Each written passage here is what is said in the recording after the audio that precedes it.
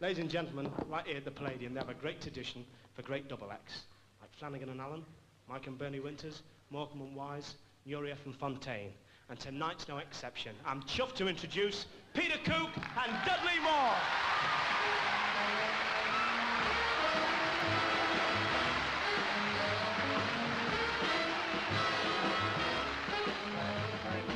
Red, blue, green, red, blue, green, red.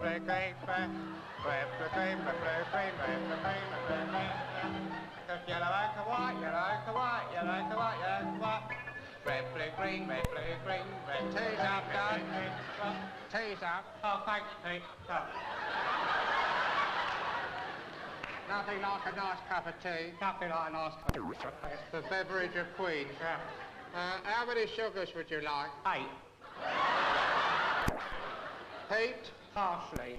Only partially, Dad? Yeah, I don't want to do it. I'm on a diet. We don't want to get euphrates of the blood, too much sugar in the blood, Dad, do you? Of course not, Pete. How's it going with your music and piano lessons? Oh, you mean the Ephraim Bag teach yourself the piano by colour method? Yes, how does that method work, the Ephraim Bag method? Well, it's very easy. In layman's terms, Pete, you have a different colour for each note on the piano.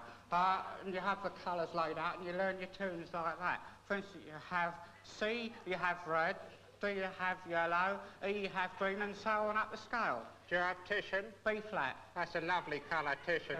Yeah. It sounds a wonderful method. Oh, it is wonderful. Igor Stravinsky used it. I remember seeing that on the advertisement, except I thought it said, this is the method that Igor Stravinsky does not use. Oh, yes, that's right, yeah. That's what made it famous. Yes, and Beethoven didn't use it either. No musician has ever used it. No. That's why it's got such a following. Yes, exactly. What was that you were playing there? Red, Blue, Green. No, what's the title of the song? The song was called In the Nude. It's a boogie-woogie version of In the Mood that Claude Debussy wrote 40 years previous. Oh, yes, Debussy wrote In the Nude, didn't he? Well, it was very hot in Tahiti where he used to compose. And had a wonderful ear for music, though, Debussy had a wonderful ear for music. His left ear. Yeah. It's a wonderful ear. His right one was terrible. And eventually he had to bite it off and send it to Queen Victoria. That's right. Yeah. And she sent back a bag of old tennis balls with a covering note saying we're not amused. She had a wonderful sense of humour. Yeah. Why are you learning, actually? Well, I'm learning because I want to go into showbiz and get a few birds. Yeah. What kind of act were you thinking of doing? Well, I thought of doing an act like Mrs. Mills, you know. Oh, yes, lovely. Start off with a song like Bye-Bye Billy Bumblebee. Bye-bye Billy Bumblebee, bye-bye. Bye-bye Billy Bumblebee, bye-bye, let my heart fly.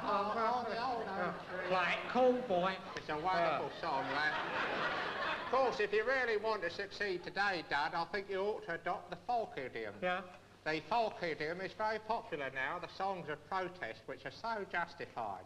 Because when you look round you, Dad, and you see all away the awful lunacies of the politicians, the hydrogen bomb of the injustice, it makes you absolutely furious. Makes you sick, somebody can take his finger, put it up in the air, put it down on a button, and the whole world is blown up in a nuclear hollyhocks. Yeah, it mushroom cloud of horror. A toadstool of death. Yeah. It makes me furious. I wrote that song about it, remember? I was so angry once I wrote that song. Come off it, Mr. Menzies. Come off it, children, lie. An end to nuclear lunacy. Or else the world must die. He's 9'1". He's 5'3". He plays for Spurs. Does he really? Yes. Inside left. Oh, that's a wonderful way of doing it. You know that, nearly fell off your seat, didn't you? Oh, yeah. Peter, you know that one, Peter, Paul and St Joan? They make over £5 a night with that stuff. Really? They did the answer, my friend, is flying in the wind. The answer is flying in the wind. Lovely. I was listening to that one day in the kitchen. It was a lovely sunny day. Yeah. I looked out the window. The sun was beautifully there, the clouds scudding across it. Little children playing with their hoops in the meadows. Precisely. Birds twittering in the sky. Yeah. And a bit of a wind going. I heard this. The answer, my friend, is blowing in the wind. So I thought I'd pop outside and see if it was. And sure enough, fluttering from over the horizon came a strange white piece of paper blowing over Shadwell Heath. Well, naturally, I pursued it. It alighted in a gooseberry bush, and I found it and took it out. Do you know what it said? What? It said McWhirter's raspberry-style ice lollies. The answer, my friend, is McWhirter's raspberry-style ice lollies. It's not a very good answer, is it? It's a rotten answer. If that's the answer, I'm not going to ask the question even. It's a rotten answer. Of course, if you're thinking of entering the ephemeral world of show business, Dad, you must beware to keep hold of the values. Yeah. Because it's a strange artificial world. Behind the glamour and the glitter lurks the heartbreak. Yeah, behind the clown's happy mask lurks a tear of tragedy. The continual tear of tragedy. Everything's so artificial and false. I mean, take Kirk Douglas. Yeah. What do you think of when you think of Kirk Douglas? Dimple. Dimple. Dimple springs to your lips. Springs to his chin. Do you know what that dimple is?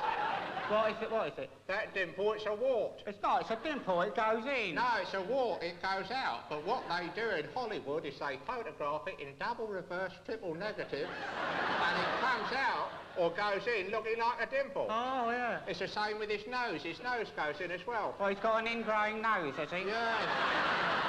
He nearly kills himself every time he sneezes. Of course, you know, the same sort of artificiality can be found with Sonia Henney, the skater. Oh, Sonia Henney. She couldn't skate a note. Not a note. They used to stand her up on one leg and move the ice rink round underneath her. That was the only way to simulate it, wasn't it, Dad? Mind you, Pete, she had a wonderful smile. No, she had a horrible smile. What they did was they took Myrna Loy's smile and dubbed it onto Sonia Henney. Oh.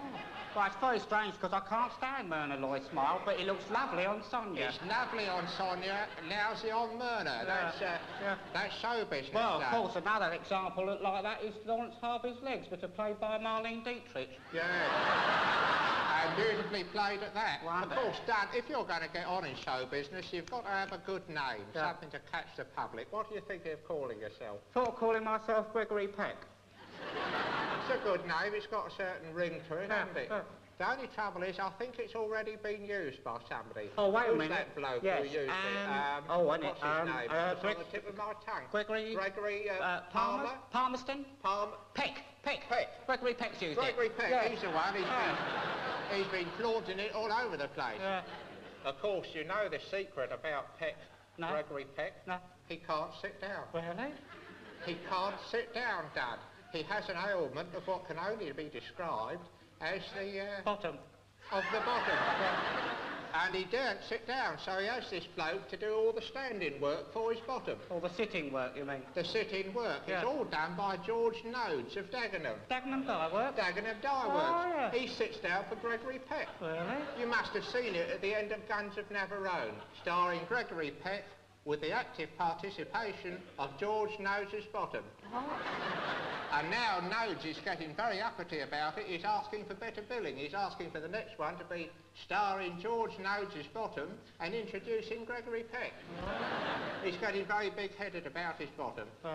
His bottom's gone to his head, hasn't it?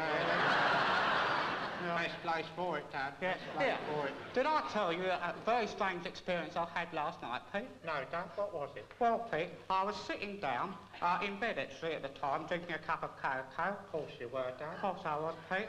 And I was flicking through Sophisticated Screen Secrets, the wonderful magazine for the film Connie Skinny. And I was drinking my cocoa. Of course you were, Dad. Of course I was, Pete. It was a June 1930 edition. Oh, yes. And I was flicking over the yellow pages, you know. Steeped in history. And coffee stains. And I come across this picture of Jane Russell. The Busty Beauty. Oh, this is the point, Pete. This is the point. Jane Russell, flat as a pancake.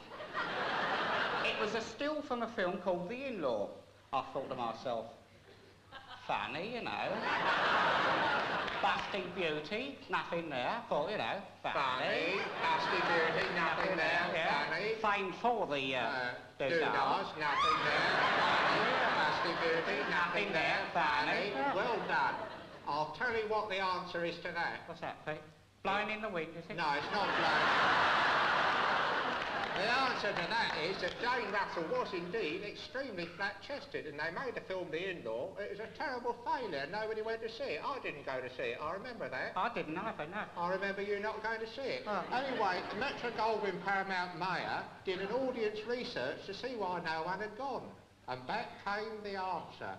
Lack of Busty Substances. Well, what they did was they persuaded this bloke, Sabu. Oh, the Indian elephant boy. You remember Sabu? Lovely little bloke. Yeah. They asked Sabu to climb into her blouse and stick his fists out.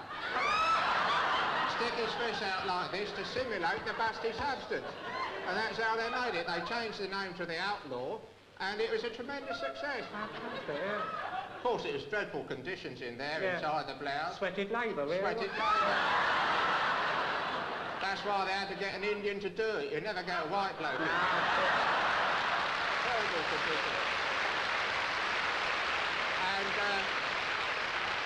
And it was this Busty beauty that gave her wonderful B.O. appeal. I don't think I'd go for B.O. appeal, Pete. No, B.O. is the Hollywood term done for box office. Box office. That's what they whisper to each other in sophisticated circles on Malibu Beach, yes. Well, I must say, Pete, the film industry sounds a very shoddy affair, doesn't it? It is. I should stick to your music, Stick to the music. Did I tell you I've almost learnt that tune those two blokes sing? No. I'll play it, it's very good. Yes, do that. The other one goes, blue, red, green, blue, yellow, ochre, white. Blue, red, green, blue, yellow, green, red chicken. I think he's got it. By George, he's got it. Now is the time to wander away.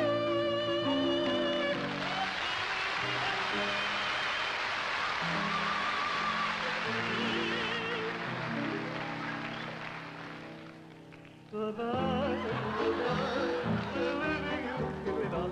Goodbye, it's a time, goodbye, goodbye. You know the time in everybody's life.